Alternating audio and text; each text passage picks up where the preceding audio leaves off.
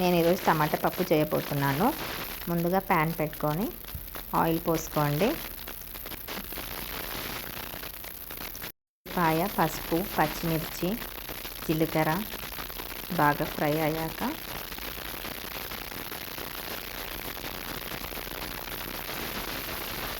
టమాటా ఒక 2 టమాటాలు వేసుకోండి. టమాటా వేసుకున్నాక తగినంత సాల్ట్ వేసుకోండి. తగినంత కారం వేసుకోండి. 1 గ్లాస్ పప్పుకి 3 గ్లాస్ వాటర్ పోసి 3 విజిల్స్ వచ్చే వరకు ఉంచండి.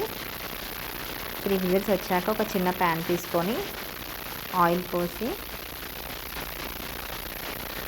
జీలకర్ర, ఎండుమిర్చి, ఎల్లిపాయ పప్పులో వేసేసుకోండి. పోపు రెడీ అయిపోతుందండి. టేస్టీ వేడి వేడి పప్పు ready. Like and subscribe my channel అండి. Thank you for watching.